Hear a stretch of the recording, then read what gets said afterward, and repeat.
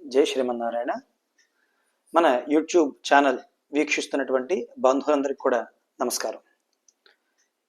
రేపు అనగా జూలై 10వ తేదీ గురువారం ఆషాఢ పౌర్ణిమ, లేదా దాన్నే వ్యాస పూర్ణిమ అని కూడా వ్యవహరిస్తూ ఉంటారు. ఆషాఢ పౌర్ణమి లేదా వ్యాస పౌర్ణమి, వ్యాస పూర్ణిమ అని కూడా వ్యవహరిస్తూ ఉంటారు.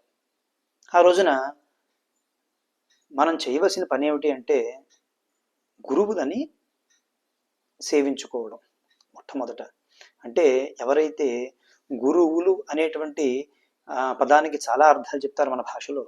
అందులో ఎవరైతే అధ్యాత్మ విద్యను బోధించిన వారు ఉన్నారో, వేద విద్యను బోధించిన వారు ఉన్నారో, మనిషిని ఆధ్యాత్మిక వైపుకు మరలించిన వారు ఉన్నారో వారినే గురు శబ్దంగా చెప్తారు. అజ్ఞానము అనేటువంటి అంధకారము నుంచి జ్ఞానము అనేటువంటి వెలుగులోనికి తీసుకొచ్చేటువంటి వారు ఎవరుంటారో వారిని గురువుగా చెప్తారు. కాబట్టి గురు పౌర్ణమి నాడు చేయవలసినటువంటి మొట్టమొదటి పని ఏమిటంటే గురువులని స్మరించుకోవడం, వారిని సేవించుకోవడం. అంతేకాకుండా ఆ రోజున వేదవ్యాస మహర్షి యొక్క జన్మదినంగా కూడా చెప్తారు. కాబట్టి లోకమంతటికీ కూడా గురువు ఎవరైతే ఉన్నారో కృష్ణద్వైపాయనుడు అని చెప్పి వ్యవహరిస్తూ ఉంటారు.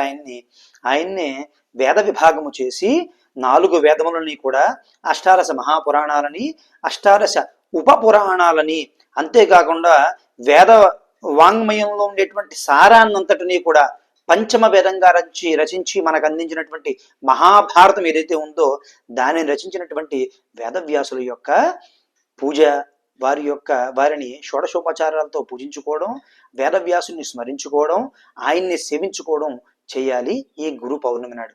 అంతేకాని పరంపరాగతంగా రానటువంటి గురువులు ఎవరైతే ఉన్నారో వారిని సేవించుకోవడం, వాళ్ళ గొళ్ళకి వెళ్ళడం, వాళ్ళని ఆరాధించడం, మీరు ఆరాధించుకోండి, కాదని చెప్పటం లేదు, కానీ ఇది సరైన పద్ధతి కాదు.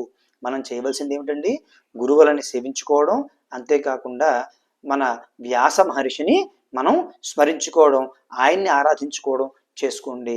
అంతేకాకుండా ఈ రోజున హయగ్రీవుడి యొక్క ఆరాధన చేసినా సరే మనకి పిల్లలకి సద్బుద్ధి సద్జ్ఞానము కూడా కలిగి చదువులో బాగా రాణిస్తారు. అంతా కూడా ఈ వీడియోని మీకు నచ్చితే కనుక మీ వాళ్ళందరికీ కూడా షేర్ చేయండి, సబ్స్క్రైబ్ చేసుకోండి. శ్రీమాత్రే నమః.